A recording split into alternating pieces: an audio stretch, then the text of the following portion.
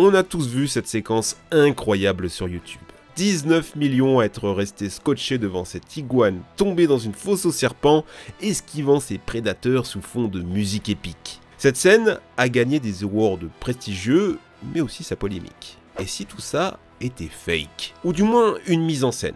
Tout a été arrangé. Il s'agit de plusieurs iguanes que la magie du montage fait passer pour un unique héros. Beaucoup ont alors découvert une des faces cachées des documentaires animaliers. Aujourd'hui, je vous emmène dans leurs coulisses avec des histoires terrifiantes.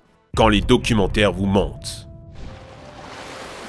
Le bruit d'une baleine qui sort de l'eau. Un hippopotame qui se secoue les oreilles.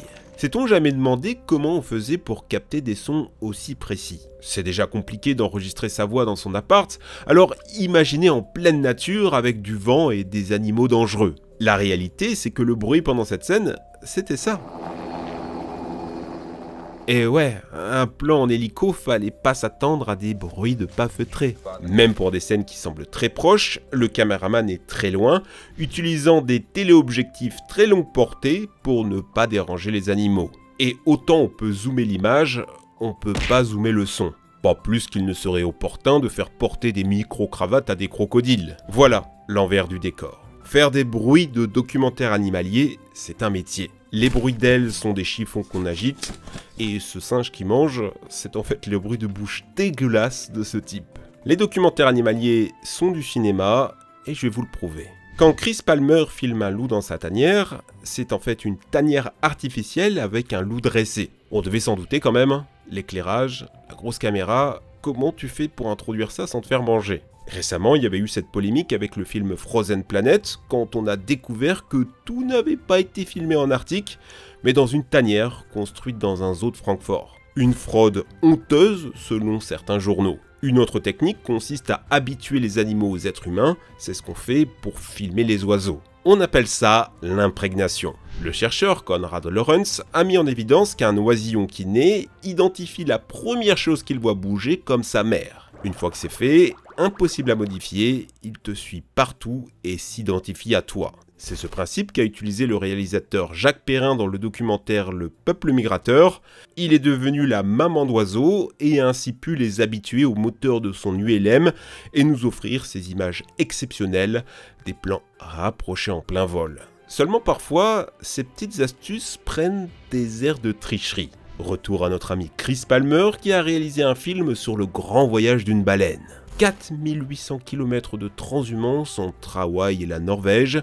Une belle aventure, n'est-ce pas? Bon, le gars, il a filmé une baleine en Norvège, il est parti à Hawaï en avion, et il a filmé une autre baleine qui passait par là. Sa justification? Pourquoi passer 2 mois en mer quand tu peux avoir les mêmes images en une semaine? Ouais, c'est pas faux. Il avait même déposé un squelette de baleine au fond de l'eau en laissant croire qu'il l'avait trouvé par hasard pour l'attention dramatique. Mais on peut aller encore plus loin dans le fake, par exemple avec le film Turtles Incredible Journey, qui suit une tortue migrant de l'Amérique jusqu'en Afrique pour aller pondre ses œufs. Bien, un film acclamé, des plans somptueux, mais une tortue en image de synthèse ultra réaliste. À ce niveau, est-ce qu'on est toujours en train de regarder un documentaire animalier? Ou c'est juste le monde de Nemo en plus réaliste? J'ai pas la réponse, mais si vous vous sentez trahi, calmez-vous, la suite est encore pire.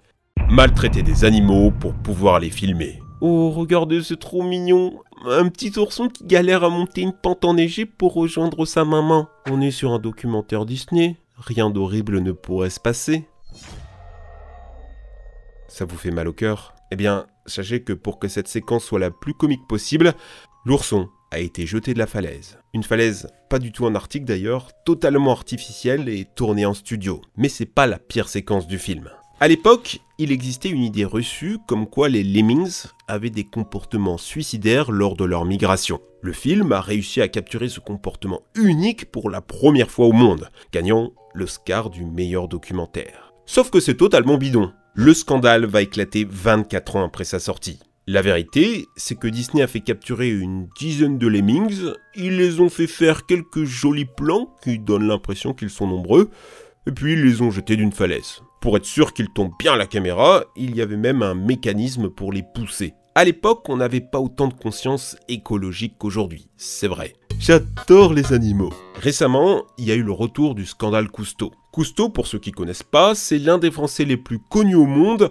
l'inventeur de la plongée sous-marine moderne, le premier à avoir filmé sous l'eau, si bien qu'il aura fait découvrir à l'humanité ce que contenait la mer. Mais avec notre œil moderne, sa démarche est parfois un peu dérangeante. Par exemple, avec cette scène de massacre de requins, vu comme le diable de la mer, l'ennemi des plongeurs qu'il fallait éradiquer pour rendre service à l'humanité. Impensable aujourd'hui. Alors oui, d'accord, c'était les années 50, une autre époque. Le problème, c'est que cette cruauté, elle a continué bien après. Prenons Wild America. On est dans les années 80, et son réalisateur a eu la bonne idée de lâcher une pauvre biche au milieu d'une meute de loups pour pouvoir filmer la chasse et sa mise à mort. Il recommencera en lâchant une biche face à un puma. Ok FDP, c'est quoi ta justification? Ça nous coûte 125 $ par jour de filmer. On n'a pas le temps de laisser tourner la caméra pendant 100 heures en attendant que le poisson morde à l'hameçon, voyons. Selon certains témoignages, il serait allé encore plus loin. Il voulait filmer une mise à mort d'un lapin par un chat sauvage. Donc comme d'hab, il capture un lapin, il le relâche devant le prédateur, mais ça rate. Le chat est trop lent. Alors, il sort un deuxième lapin et propose de lui casser les pattes. Vu qu'aucune personne sur le plateau n'a voulu le faire, ils lui ont juste ligoté discrètement les pattes avec du fil de pêche. Et voilà, toutes ces problématiques auront été mises en lumière d'abord par un film, puis par le livre de notre ami Chris Palmer dont on a déjà parlé.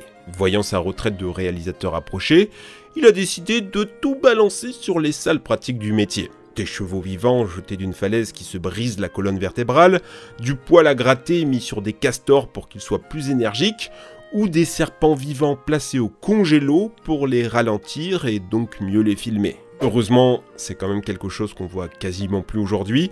Quand ça se sait, ça explose. Par exemple récemment avec le documentaire Human Planet qui a été épinglé pour des mises en scène pouvant mettre en danger des animaux.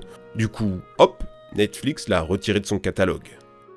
Les conditions de travail dans les documentaires animaliers. Il y a quelque chose qui m'a toujours fasciné dans ce genre de séquence. C'est qu'il y a un mec qui s'est porté volontaire pour être piqué par un moustique potentiellement porteur de maladies mortelles. Après, quand tu fais ce métier, les moustiques tu dois aimer. Regardez-moi ces mains noires d'insectes. Et tu peux pas bouger, hein, t'es caméraman. Pareil si tu te poses près d'un nid de fourmis ou dans une rivière infestée de sangsues, tu peux pas bouger. Après, des gars sont allés encore plus loin, hein, comme laisser une veuve noire parcourir ta peau pour une séquence, ou te porter volontaire pour servir de nourriture à des chauves-souris vampires. Ces trucs sont porteurs de la rage. Hein. Que dire aussi de ces plans rapprochés d'un anaconda de 8 mètres sous l'eau? Il a bien fallu quelqu'un pour le filmer. Un mec qui s'est dit que ça serait une bonne idée d'aller si proche d'un truc qui pourrait te broyer les os et te noyer. Après, même si t'es pas volontaire, les animaux dangereux, ils viennent à toi. Comme cet ours qui prend en chasse le caméraman, il se réfugie dans une cabane, l'ours regarde par la fenêtre. Viens, t'as dit à tout le monde que t'allais me trouver, je t'attends. Et il commence à le traquer en faisant le tour de la cabane pour ouvrir la porte, à débrancher l'électricité. Ils sont obligés d'utiliser des grenades pour le faire fuir. Le plus drôle, c'est ce gars qui va faire pipi et qui tombe nez à nez avec un dragon de Komodo dans les toilettes. Et ça rigole pas ces bestiaux, hein. Avec la toxine dans sa bouche, une blessure c'est 100% mortel. Bon, là ça se passe bien, il s'en va, non sans lâcher sa grosse crotte. Au revoir, et bon appétit bien sûr. Niveau danger, il n'y a pas que les animaux. Imaginez-vous filmer près d'une falaise avec 20 kg de caméra sur l'épaule. Lui, il a pas le vertige sur le plongeoir de la piscine. Malheureusement, ça se passe pas toujours bien. Des présentateurs de documentaires ont parfois fait la mauvaise rencontre de trop. C'est le cas du célèbre Steve Irwin, surnommé le Crocodile Hunter. Il ne les tuait pas, hein, il les adorait. Depuis ses 9 ans, son rêve était de leur dédier sa vie. Il en avait parfaite maîtrise, au point de pouvoir les embrasser devant une caméra de télévision. Et puis un jour, pendant un tournage... Ben non, il s'est rien passé avec les crocodiles. En fait, en pleine plongée, en plein tournage, il s'est fait piquer droit dans le cœur par une raie. Ouais, certaines raies, comme la raie Pastenague, ont un dard mortel de 10 cm. Ces derniers instants ont été filmés, mais jamais diffusés, sa famille préférant détruire la cassette. Il n'est pas seul, Timothy Treadwell ou Michio Oshino, eux, se sont fait dévorer par un ours pendant le travail. La nature donne, mais c'est aussi reprendre. Pourquoi faut-il continuer à faire des documentaires animaliers? Avec ce qu'on vient de voir, Certains pourraient rejoindre l'idée d'interdire ce type de film parce qu'il dérange la nature, n'ont pas le consentement des animaux ou véhiculent des idées reçues. Bien, mais je suis pas d'accord. Les documentaires animaliers sont importants pour l'humanité. Déjà sur le plan prévention. Si les rhinocéros n'étaient pas devenus la coqueluche des enfants, est-ce qu'on ferait autant d'efforts pour les sauver? Et cette scène de suicide d'éléphants de mer, est-ce que c'est de la cruauté gratuite d'avoir filmé ça? Ou c'est une façon de nous sensibiliser au réchauffement climatique et à la disparition des pôles? En réalité, si quelques films ont fait du mal à des animaux, on le regrette, ils en ont peut-être sauvé des millions en nous rapprochant d'eux via le petit écran. Oui, les documentaires animaliers sont importants. Importants aussi sur le plan de l'innovation. On a créé et amélioré de nombreuses technologies pour pouvoir produire ces films. J'en ai d'ailleurs dénombré au moins 6. 1, on vient d'en parler, les caméras sous-marines et les équipements de plongée modernes qui ont été inventés par Cousteau pour ces documentaires.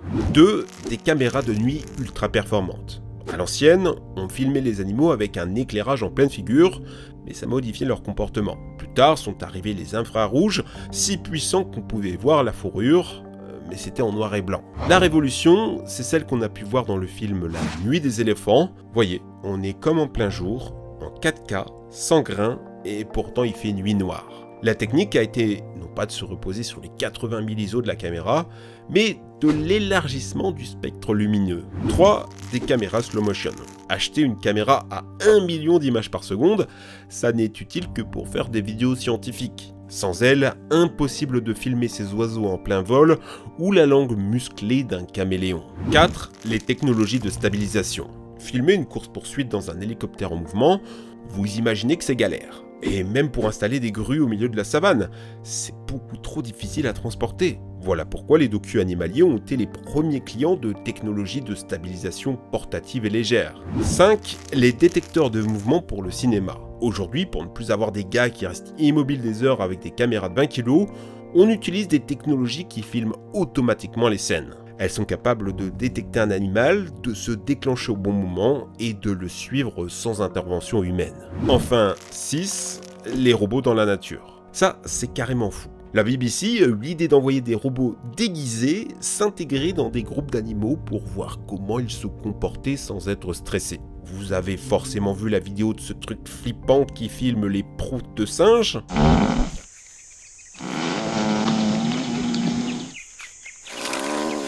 Eh bien, il n'y avait pas que lui. Ils ont créé 34 robots en tout, dont des hyènes, des castors, des lémuriens et même des crocodiles. C'est pas un humain qui pourrait récupérer ce genre de plan. Après, ça coûte 100 000 € pour chaque robot, hein. Parce que, ouais, on a beaucoup critiqué les méthodes limites de certains réalisateurs, mais c'était systématiquement à cause de raisons budgétaires. Prenez le sublime Planet Earth 2. 7 épisodes, 3 ans de tournage à travers 40 pays, pour un total de 32 millions d'euros. C'est énorme, et pourtant c'est rien. Avengers Endgame a coûté 10 fois plus pour un tournage de 5 mois. Les gens qui travaillent dans ce milieu sont des passionnés. Même ceux qui dans le passé ont fait du mal comme Cousteau, personne ne pourrait prétendre aimer plus la mer que lui au point d'en dédier sa vie. Ça ne justifie rien. Simplement, plutôt que d'effacer son nom de l'histoire, hurler de rage face au spectacle qu'il nous a donné, prenons-en les leçons. Si les animaux n'ont jamais été aussi beaux,